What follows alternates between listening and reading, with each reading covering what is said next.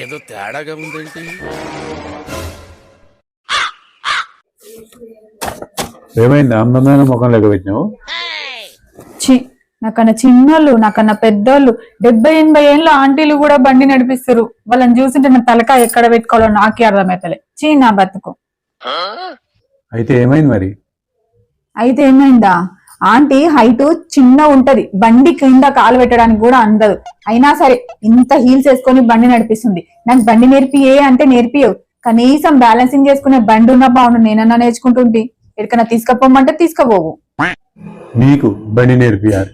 మా నాయన బండి నేర్చుకుంటారు జరు నేర్పి అంటే లూనా తీసుకొస్తే కిక్ కొట్టనీకైనా 2 సార్లు కిక్ కొట్టి లెంగలవాడు. ఎవరన్నా బండి నేర్చుకొని కింద పడి దెబ్బలు లాగించుకోమని చూసినా కానీ నువ్వు కిక్ కొట్టనీకి కింద పడ్డావు. నీకు బ్యాలెన్సింగ్ ఇట్లా రాదు. పోనీలే అని నేను వెనక కూర్చొని నడిపియాను అంటేనేమో రేజ్ చేస్తావు వదిలేస్తావు, రేజ్ చేస్తావు వదిలేస్తావు, రేజ్ చేసి ఈ పక్క పొక్కుతావు ఆ పక్క పొక్కుతావు. రోడ్డు మీద నడిపి అంటే ముంతల గుణమైన సెకండ్ అలా చేరుకున్నావు కాబట్టి అమ్మ లేకుంటే నీకు నేర్పి మా వల్ల కదా మా తల్లి, నీకు దండం. అంత కష్టపడి నాకేం నేర్పియొద్దు నువ్వు, నేనే నేర్చుకుంటా. బ్యాలెన్సింగ్ ఉండే బండి తీసుకురా, నేనే నేర్చుకుంటా స్వయంగా. A few moments later. బుజ్జి బండి తెచ్చిన సూత్రా.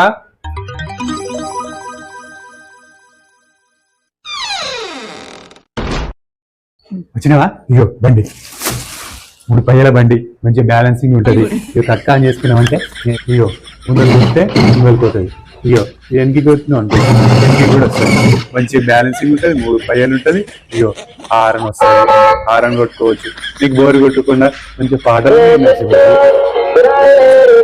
వినొచ్చు, మంచిగా ఇక్కడ పెన్ డ్రైవ్ ఉంటుంది. పెన్ డ్రైవ్ పెట్టుకొని కూడా మంచి పాటలు వినొచ్చు, అస్సలు బోరు కొట్టదు. కూరగాయలు కోవచ్చు, అక్కడ షాపింగ్ కోవచ్చు, బట్టలు తెచ్చుకోవచ్చు, అన్ని తెచ్చుకోవచ్చు.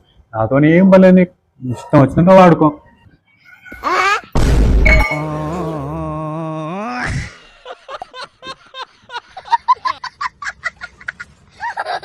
అయిందా? బాగైందా? ప్రతిదానికి ఓవర్ ఎక్స్ప్రెషన్. ఇప్పుడు